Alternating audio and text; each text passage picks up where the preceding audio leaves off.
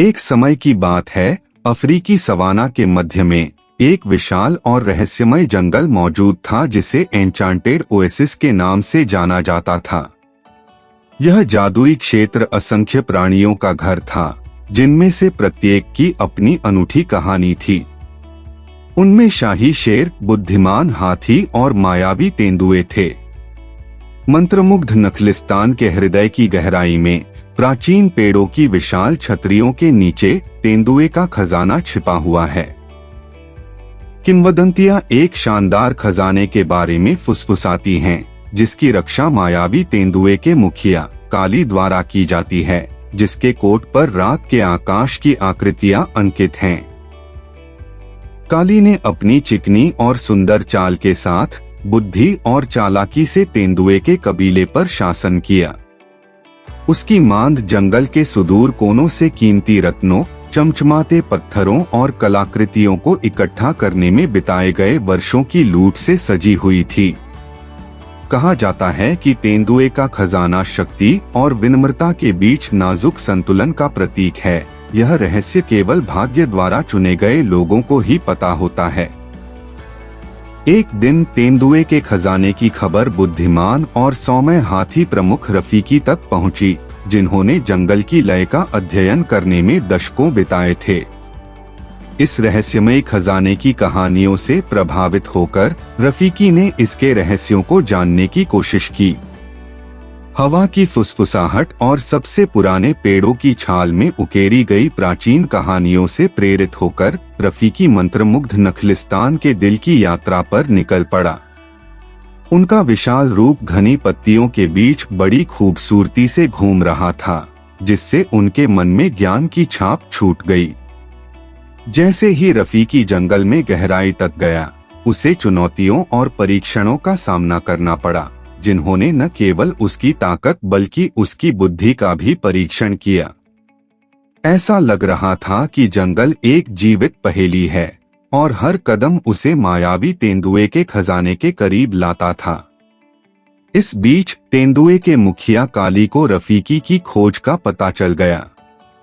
अपने क्षेत्र में बुद्धिमान हाथी की उपस्थिति से उत्सुक होकर उसने छाया से उसकी यात्रा का निरीक्षण करने का निर्णय लिया।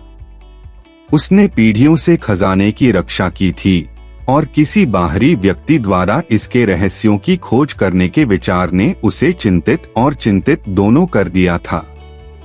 जैसे जैसे रफीकी की यात्रा आगे बढ़ी, उसने खुद को तेंदुए के कबीले द्वारा अपने खजाने की रक्षा के लिए बिछाए गए चालाक जाल का सामना करते हुए पाया। फिर भी अपनी बुद्धिमत्ता और सौम्य भावना के साथ उन्होंने जंगल के निवासियों का सम्मान अर्जित करते हुए प्रत्येक बाधा को पार कर लिया। आखिरकार रफीकी मंत्रमुग्ध ओएसिस के केंद्र में पहुंच गया, जहां काली उसका इंतजार कर रही थी। तेंदुए का मुखिया छाया से बाहर आया। उसकी आंखों में जिज्ञासा और सावधानी का मिश्रण था। बदले में रफीकी ने जंगल के जटिल नृत्य में उन दोनों के नाजुक संतुलन को स्वीकार करते हुए अत्यंत सम्मान के साथ उनका स्वागत किया। दोनों बुद्धिमान नेताओं के बीच ऐसी बातचीत हुई जो शब्दों से परे थी। उन्होंने अपने अपने कुलों की कहानियों, उनके द्वारा झेले गए परीक्षणों और सीखे गए सबकों का आदान प्रदान किया। उस पल में जंगल अपनी सांसें थामे हुए लग रहा था, क्योंकि शिकारी और शिकार, ताकत और बुद्धि के बीच के नाजुक संतुलन को स्वीकार किया गया और उसका सम्मान किया गया। अंत में काली ने रफीकी के दिल की ईमानदारी को पहचानते हुए उसे तेंदुए के खजाने के दिल तक ले जाया। रफीकी का स्वागत करने वाला दृश्य उसके सपनों से परे था। रत्नों, प्राचीन कलाकृतियों और जंगल के जादू के प्रतीकों की एक चमकदार श्रृंखला। हाथी और तेंदुआ एक साथ मौन श्रद्धा में खड़े थे, यह समझकर कि असली खजाना भौतिक संपदा में नहीं बल्कि उनकी दुनिया की एकता में है। उस दिन से मंत्रमुग्ध नखलिस्तान में एक नए युग की शुरुआत हुई, जहां शेर, हाथी और तेंदुए सद्भाव में रहते थे और सभी के लाभ के लिए अपने संबंधित खजाने के रहस्यों को साझा करते थे। और इसलिए द लायन किंग पर तेंदुए के खजाने और हाथी की कहानी एक पौराणिक कहानी बन गई जो पीढ़ियों से चली आ रही है। यह याद दिलाती है कि जंगल के बीच में एकता और समझ सभी के सबसे अनमोल खजाने थे।